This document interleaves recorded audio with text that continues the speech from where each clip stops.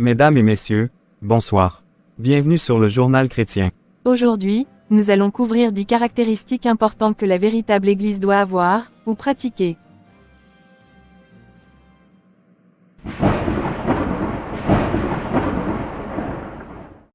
Premièrement, l'une des caractéristiques de la vraie Église, elle doit être bâtie sur le fondement des apôtres et des prophètes selon qu'il est écrit dans Éphésiens 2 le verset 20. Dans Actes chapitre 2, les apôtres ont reçu le Saint-Esprit comme promis par Jésus et ont encouragé les gens de se repentir et de se faire baptiser au nom de Jésus-Christ. Ceci prouve qu'ils ont reçu un appel spécial pour comprendre ce que Jésus voulait dire lorsqu'il a dit de baptiser quiconque croit au nom du Père, du Fils et du Saint-Esprit. Ils ont pu comprendre que le nom du Père, le nom du Fils, et le nom du Saint-Esprit n'est rien d'autre que le nom de Jésus-Christ lui-même. La véritable Église est basée sur le fondement des prophètes, où, des années avant la naissance de Jésus, le prophète Jérémie a annoncé la venue de Jésus-Christ et sa nouvelle alliance. Le prophète Jérémie a prophétisé dans Jérémie chapitre 31 du verset 31, que le temps viendra où la loi ne sera plus écrite sur des tables de pierre ou des papiers, mais dans nos cœurs. Le fondement des apôtres ne soutient pas l'idée que le baptême n'est pas nécessaire pour le salut comme contredit dans Jean 3 verset 3 à 5, et 1 Pierre 3 le verset 21. Le fondement des apôtres rejette le soi-disant évangile de prospérité. Notre espoir n'est pas basé sur des choses matérielles dans ce monde. Car, l'apôtre Paul a dit dans 1 Timothée 6 verset 8, que si donc nous avons la nourriture et le vêtement, cela nous suffira. Le fondement des apôtres rejette l'idée qu'il y a un jour spécial réservé pour se reposer et faire des services pour Dieu. Vous observez les jours, les mois, les temps et les années, écrit dans Galates 4 verset 10. Le fondement des apôtres rejette l'idée que Marie, la mère de Jésus, joue un rôle important sur notre salut en Jésus-Christ. Jésus a dit dans Jean 14 le verset 6, « Je suis le chemin, la vérité et la vie. Personne ne vient au Père que par moi. » Les apôtres ne s'étaient jamais concentrés sur Marie dans leurs enseignements. Ils ont mis seulement l'accent sur Jésus-Christ. Le fondement des apôtres et de Jésus lui-même rejette la doctrine de laisser faire, et paresseuse qui prêche que la foi et la grâce seulement est suffit pour le salut. Jésus est venu et a vécu une vie sainte et nous a conseillé de faire de même. Soyez mes imitateurs, comme je le suis moi-même de Christ, a exhorté Paul dans 1 Corinthiens 11, le verset 1er. De plus, Jésus a dit dans Matthieu 11 verset 12. Depuis le temps de Jean-Baptiste jusqu'à présent, le royaume des cieux est forcé, et ce sont les violents qui s'en emparent.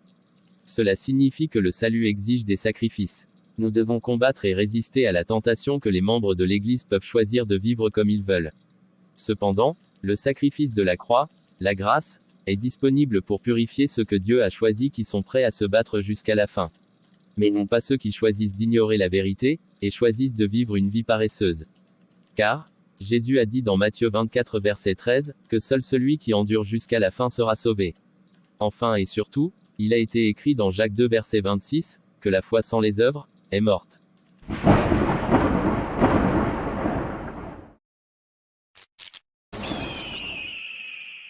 Une autre façon d'identifier la véritable Église, c'est que le baptême est obligatoire pour le salut selon Jean chapitre 3, versets 3 à 6 et 1 Pierre 3 verset 21.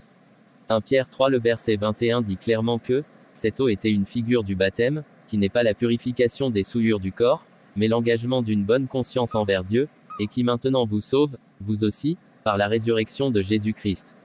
De plus, le baptême doit être fait immédiatement après que quelqu'un déclare qu'il est prêt à être baptisé. L'enseignement a lieu après, pas avant le baptême selon Matthieu 28 le verset 19 et 20. Pourquoi baptiseriez-vous un voleur, sans lui apprendre d'abord que voler est mal? Suivant les exemples de la Bible, dans Actes chapitre 2 commençant par le verset 37, environ 3000 personnes ont été baptisées le même jour sans tenir compte de leur passé. Dans Actes chapitre 8, même un magicien nommé Simon a été baptisé immédiatement. Il y a beaucoup plus d'exemples dans la Bible qui montrent les mêmes modèles. Soyez prudents, n'essayez pas de dicter à Dieu comment son travail doit être fait en utilisant vos propres raisonnements. De plus, vous pourriez être responsable de l'âme de quelqu'un, si cette personne est décédée pendant votre enseignement avant le baptême. Une dernière chose, le baptême est fait au nom de Jésus, mais pas au nom du Père, du Fils et du Saint-Esprit comme le font certaines églises par manque de compréhension. Ce ne sont que des titres, pas des noms. Dans Actes chapitre 2, lorsque le Saint-Esprit est venu comme promis dans Jean chapitre 14 verset 26, les apôtres ont compris le sens caché derrière le nom du Père, du Fils et du Saint-Esprit. Ils ont demandé à ceux qui croyaient d'être baptisés au nom de Jésus dans Actes chapitre 2 verset 38. La vraie Église ne baptise pas les bébés car le baptême requiert un minimum de maturité pour prendre une décision volontaire. La vraie Église n'exige pas de vêtements blancs ni des parrains et marraines pour se faire baptiser. N'ajoutez rien à la Bible.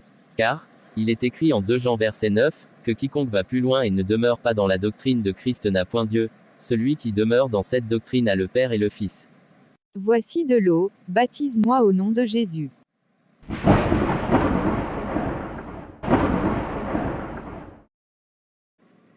Je suis vraiment désolé pour le retard. Le médecin sera bientôt prêt. Ne vous inquiétez pas, la patience est comme mon nom de famille. Quelle sagesse. Vous devez être chrétien. Je suis en effet chrétien, un disciple de Jésus-Christ. Y a-t-il une différence? D'ailleurs, si je ne me trompe pas, tous les disciples furent morts peu de temps après le départ de Jésus. En fait, il n'y a aucune différence. Que vous disiez chrétien, disciple de Jésus-Christ, ou croyant, ce sont les titres que la vraie Église adapte. Cependant, on ne peut pas être appelé chrétien sans être d'abord un disciple de Jésus-Christ. Car, c'est dans Actes chapitre 11 verset 26 que les disciples ont d'abord été appelés chrétiens. Beaucoup croient qu'il n'y avait que 12 disciples. Rappelez-vous, dans Actes chapitre 2 verset 41, la Bible suggère que ceux qui furent baptisés en ce jour-là ont été identifiés comme des disciples. Même Timothée dans Actes chapitre 16 le verset 1er, a été identifié comme disciple. Le mot disciple signifie élève. Donc disciple dans ce cas signifie élève de Jésus-Christ. Mais le plus important, dans Matthieu 28, verset 19, Jésus lui-même a ordonné à ses disciples choisis de faire plus de disciples à travers le monde. Il ne les a pas envoyés de faire toutes ces dénominations que nous voyons de nos jours. Alors, les vrais chrétiens doivent s'identifier comme disciples de Jésus-Christ d'abord, rester fidèles à l'enseignement de Jésus comme indiqué dans Jean 8 verset 31, alors ils seraient qualifiés pour être appelés chrétiens. Intéressant, nous apprenons vraiment quelque chose de nouveau chaque jour.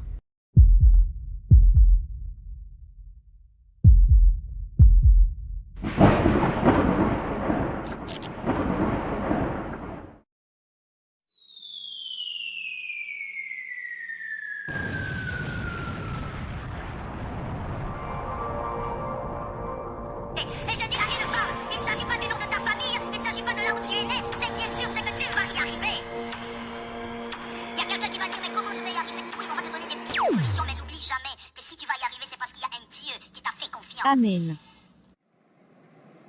Pourquoi tu as éteint la radio? Saviez-vous que les femmes ne devraient pas parler dans l'église? Quoi? Oui. Il est écrit dans 1 Corinthiens chapitre 14 versets 33 à 37. Il est également écrit dans 1 Timothée chapitre 2 versets 11 à 14 que les femmes ne sont même pas autorisées à prêcher dans l'église. C'est une façon d'identifier la vraie église, peu importe ce qu'ils disent, les femmes ne devraient pas prêcher dans l'église. Mon pasteur est une femme, lit-elle la même Bible que vous lisez? Malheureusement oui, mais ils sont aveuglés par l'ennemi. Le diable est vraiment malin.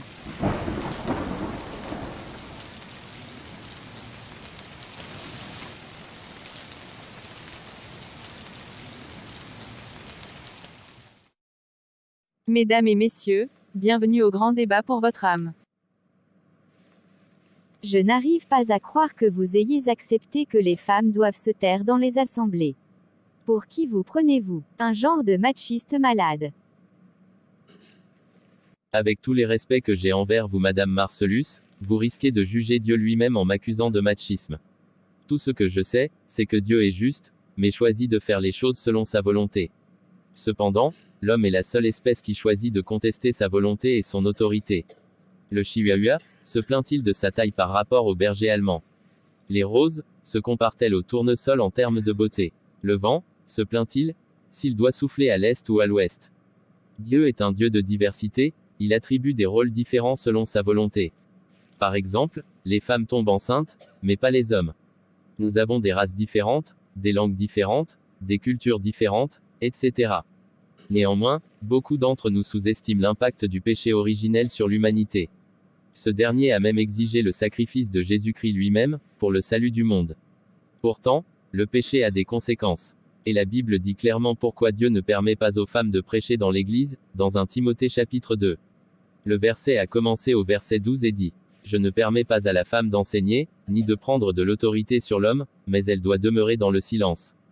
Car Adam a été formé le premier, Ève ensuite. Et ce n'est pas Adam qui a été séduit, c'est la femme qui, séduite, s'est rendue coupable de transgression. Je vous suggère de laisser Dieu faire les règles, pas nous. Il doit y avoir un malentendu. Pourquoi Jésus a permis aux femmes de le voir d'abord après sa résurrection, mais pas Pierre? De plus, Jésus les a envoyés annoncer sa résurrection. Il y a une grande différence entre annoncer une nouvelle et prêcher dans l'Église. Les femmes sont en effet autorisées à annoncer la parole de Dieu, mais non pas dans l'Église. En fait, de nombreux autres rôles sont attribués aux femmes, y compris celui de prophète. Cependant, Dieu leur a clairement interdit d'exercer ce rôle dans l'Église selon 1 Corinthiens 14 le verset 34. Il a même souligné que les gens qui prophétisent devraient être capables de contrôler leur esprit, dans 1 Corinthiens 14 le verset 32. Ainsi, ils doivent savoir où prophétiser. Dans Romains chapitre 16 versets 6 et 12, Paul a mentionné et crédité une liste de femmes pour leur travail pour le Seigneur. Cela suggère que les femmes peuvent jouer d'autres rôles différents dans l'Église. Lorsqu'une femme accepte le rôle qui lui est assigné dans l'Église, cela ne la rend pas inférieure ou supérieure, plutôt, une femme fidèle envers Dieu. Par-dessus tout, à propos du même sujet, dans 1 Corinthiens 14 verset 37, apôtre Paul a clairement écrit et dit: si quelqu'un estime être un prophète ou pense bénéficier d'une manifestation spirituelle, il doit reconnaître, dans ce que je vous écris, un commandement du Seigneur. C'est dommage que nous ayons ce débat. Car, l'ironie est que si vous dites à votre enfant de ne pas toucher une surface chaude, quels que soient les raisonnements qu'il utilise, et touche cette surface, lui seul fera face aux véritables conséquences. Cependant, l'utilisation du raisonnement dans les commandements de Dieu n'est pas nouvelle pour nous. En fait, nous savons qui est l'auteur des logiques lorsqu'il s'agit des commandements de Dieu. Car, lorsque Dieu ordonna à Adam et Ève de ne pas manger du fruit défendu, Satan était celui qui les a trompés et les a encouragés à enfreindre le premier commandement de Dieu en utilisant le raisonnement.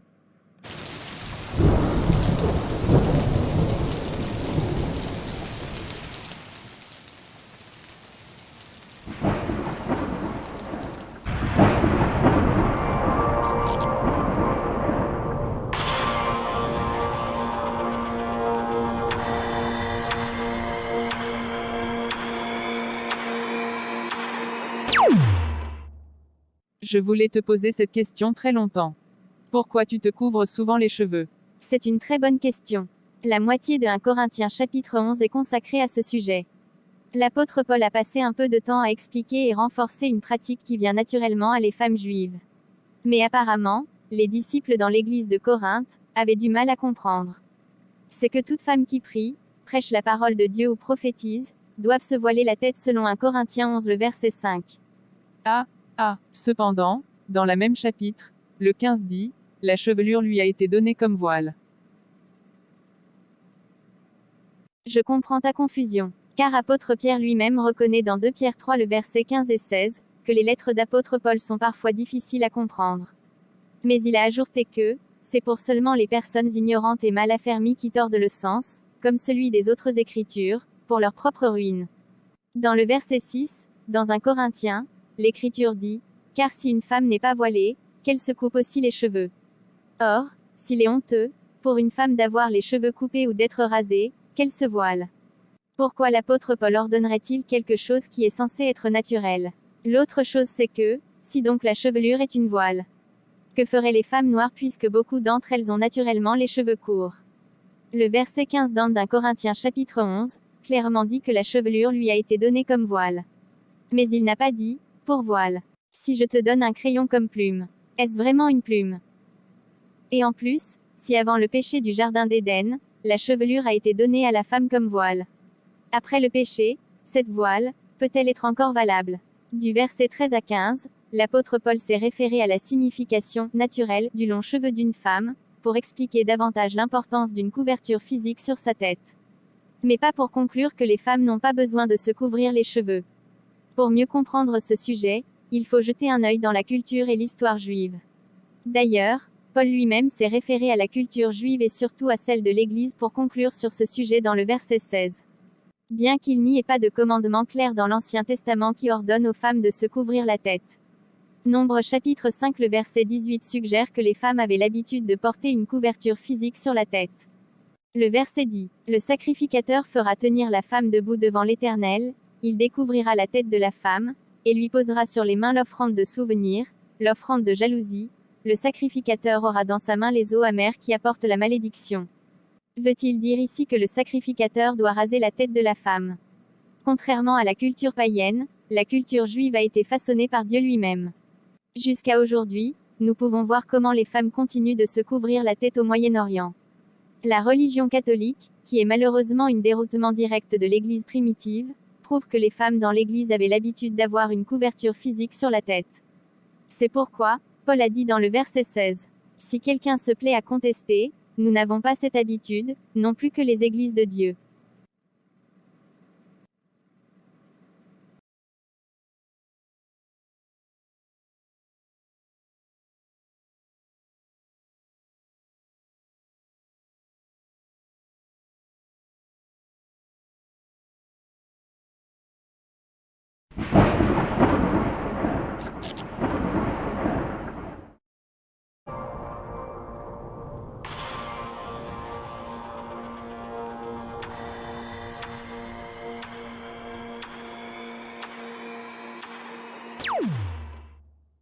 Mesdames et messieurs, bonsoir.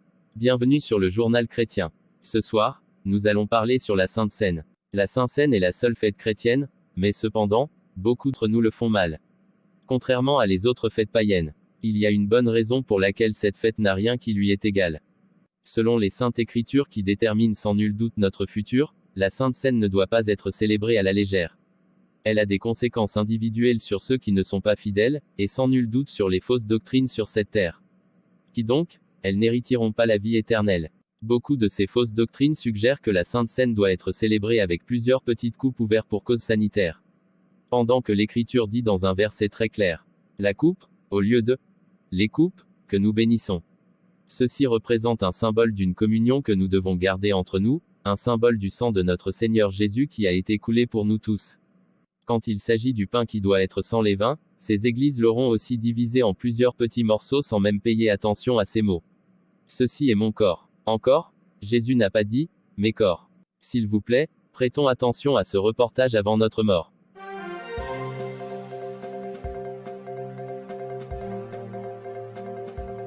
Fausse doctrine numéro 1. Il doit y avoir une personne désignée pour distribuer le repas du Seigneur.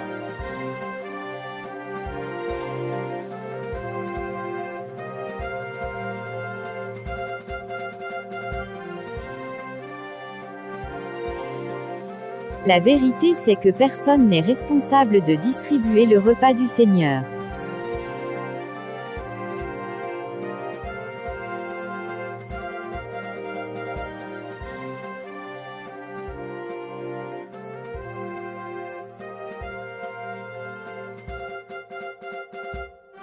Et n'appelez personne sur la terre votre Père, car un seul est votre Père, celui qui est dans les cieux.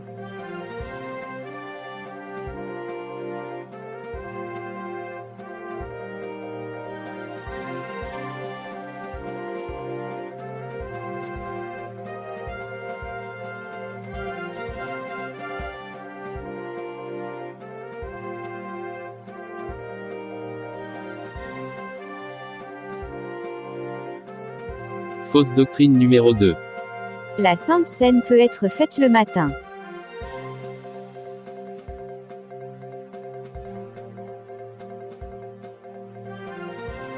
En utilisant le sens commun, la Seine est un terme issu du latin, cena, qui signifie repas du soir ou dîner.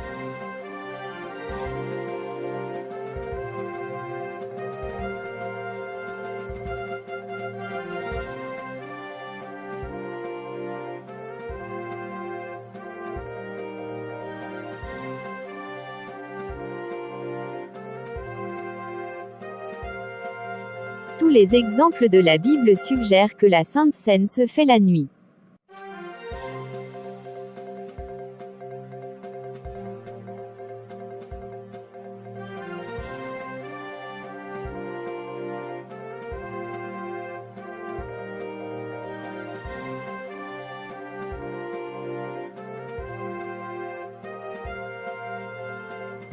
Fausse doctrine numéro 3. Peu importe ce que vous mangez ou buvez, on peut utiliser de l'eau pour la Sainte Seine.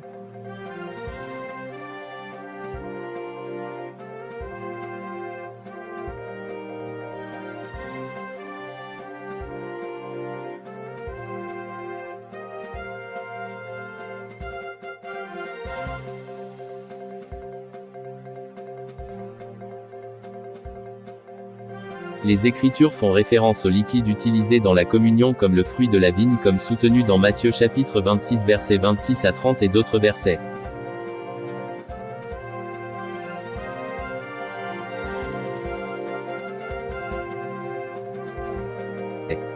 Fausse doctrine numéro 4. La Sainte Seine n'est point nécessaire dans l'Église. La vérité c'est que Jésus ordonna à ses disciples de faire la Sainte Seine en son mémoire. Les disciples obéissaient ce commandement premièrement dans Actes chapitre 2 le verset 42, sans oublier un exemple très clair dans l'Église de Corinthe.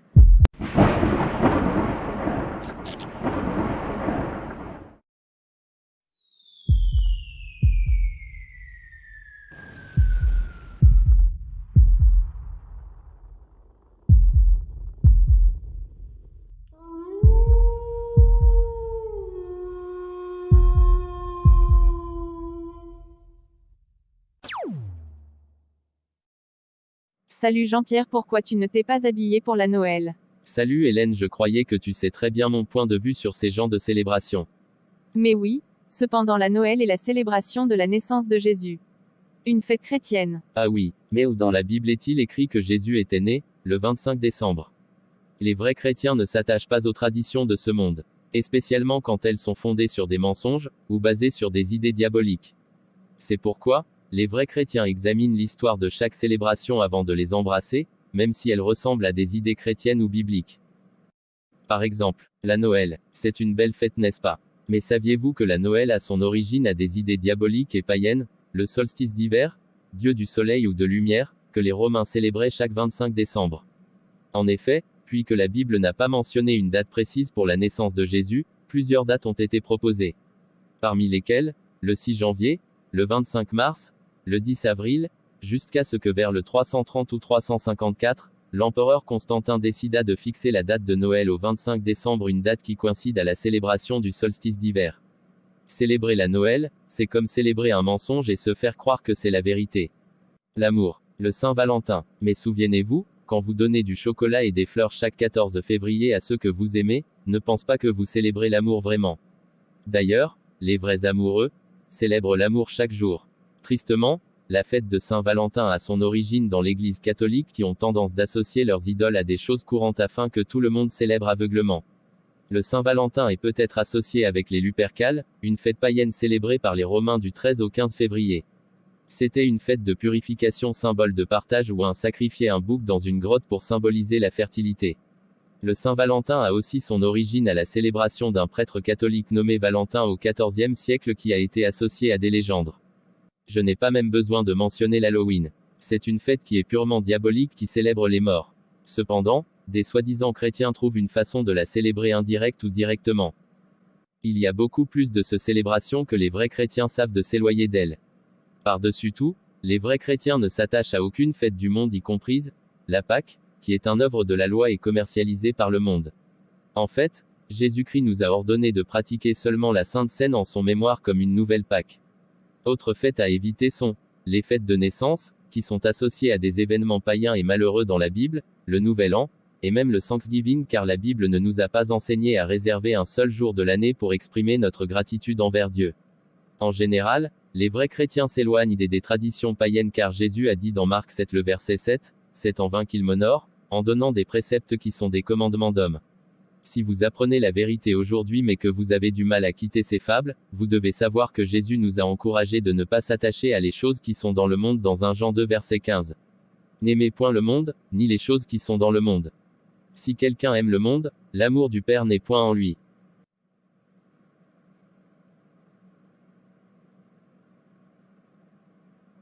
Incroyable.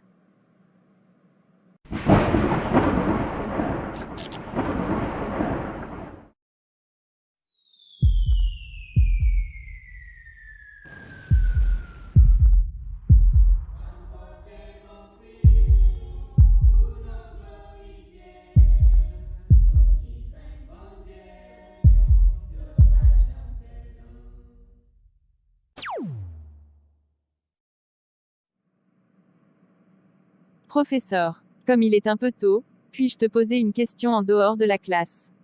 Vas-y, je t'écoute. Vous qui savez un peu de la Bible, que pensez-vous de la dîme? Mon pasteur suggère que je dois donner de l'argent, mais en lisant la Bible, je vois que la dîme n'a jamais été de l'argent. Très bonne observation, mais je pense que tu devrais questionner ton pasteur de préférence. Le problème c'est que je n'espère pas une réponse honnête de lui, puis qu'il nous l'a exigé lui-même. Très bien. En effet, la Bible est claire.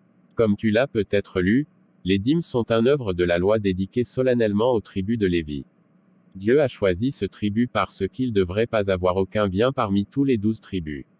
Ils s'étaient choisis juste pour faire les services de Dieu selon Nombre chapitre 18 du verset 21 à 28. Et comme il est dit dans Malachie 3 le verset 10, apportez les dîmes, afin qu'il y ait de la nourriture dans la maison de l'Éternel. Ce n'était pas un métaphore. Dieu voulait dire directement de la nourriture. Pas de l'argent. Ceci est tellement clair, dans Deutéronome 14 du verset 24 à 27, il a ordonné que les gens qui voyageaient trop loin du lieu d'apporter les dîmes, doivent les vendre, et les auront réachetées car la dîme ne pouvait être pas de l'argent. L'autre problème c'est que, même si la dîme était de l'argent, la plupart des fausses doctrines l'auraient pratiquée incorrectement. Car la dîme signifie dixième partie, en d'autres mots, 10%. C'est-à-dire, si ton salaire mensuel est par exemple, $1000, tu devrais payer $100 exactement. Souviens-toi que la loi est très sévère. Celui qui pêche contre un seul commandement, s'est rendu coupable contre toutes les autres selon qu'il est écrit dans Jacques 2:10. C'est pourquoi, si le sang de Jésus nous a affranchis de la loi, pourquoi y retournerions-nous? Conséquemment, la vraie Église connaît très bien d'utiliser le moyen de la collecte, selon qui est écrit dans 1 Corinthiens chapitre 16 du verset 1er à 4, 2 Corinthiens 9 versets 6 à 9 pour ressourdre les besoins de l'Église, au lieu d'enrichir les pasteurs. Rappelle-toi, contrairement à la dîme où on est obligé de donner la dixième partie, la collecte est volontaire, selon son propre cœur. Merci professeur. Je savais que tu pouvais m'en éclaircir.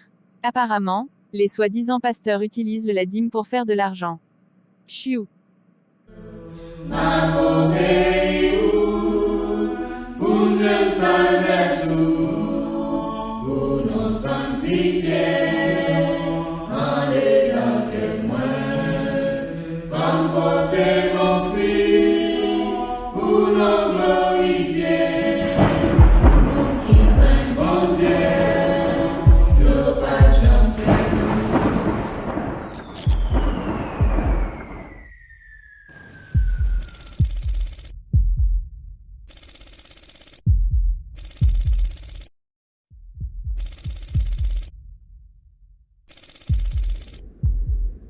Tous ceux qui prétendent que la loi est abolie ne lisent pas la Bible. Car Jésus lui-même a dit dans Matthieu chapitre 5 verset 17. Ne croyez pas que je sois venu pour abolir la loi ou les prophètes, je suis venu non pour abolir, mais pour accomplir. Et il a ajouté au verset 18. Car, je vous le dis en vérité, tant que le ciel et la terre ne passeront point, il ne disparaîtra pas de la loi un seul iota ou un seul trait de lettre. Faites-vous encore des sacrifices d'animaux pour vos péchés? Oh, non, non. Cela signifie que vous avez pris les choses en main pour supprimer quelque chose de la loi. Car les sacrifices d'animaux fait partie de la loi. De plus, il est écrit dans Jacques chapitre 2 verset 10 que quiconque observe toute la loi et trébuche sur un seul point est coupable de l'avoir enfreinte. Alors venez, apportez votre agneau immaculé à l'autel pour le pardon de vos péchés à moins que vous ne vouliez suggérer que Jésus est un menteur.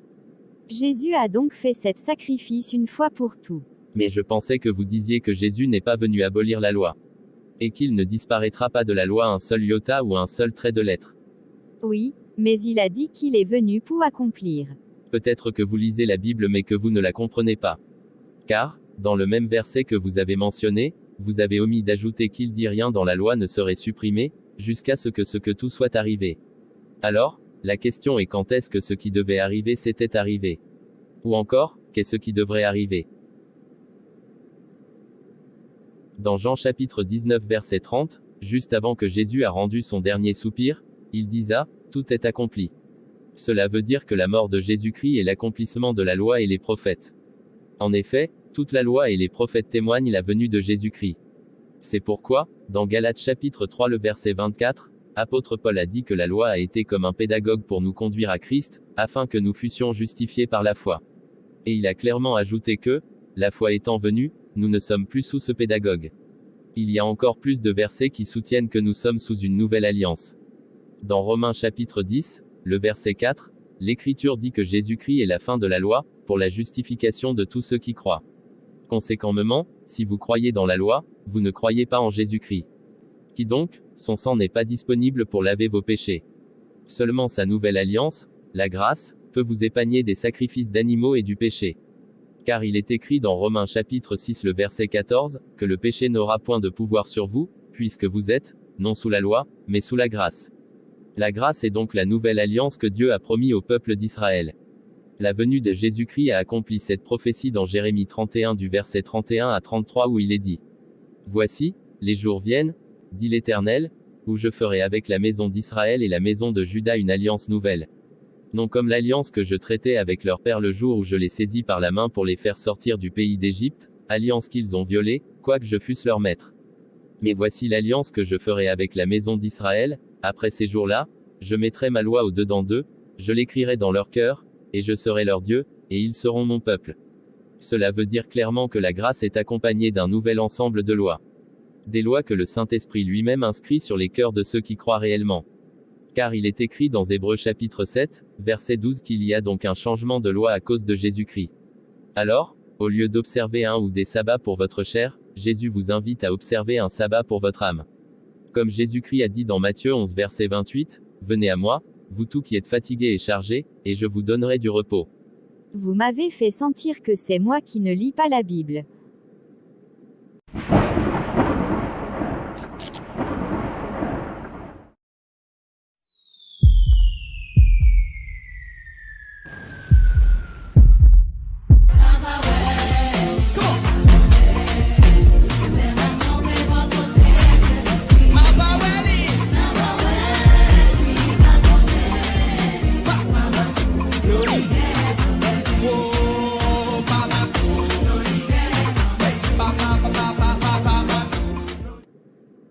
Il me semble que vous plaisez plus à votre chair qu'à adorer Dieu.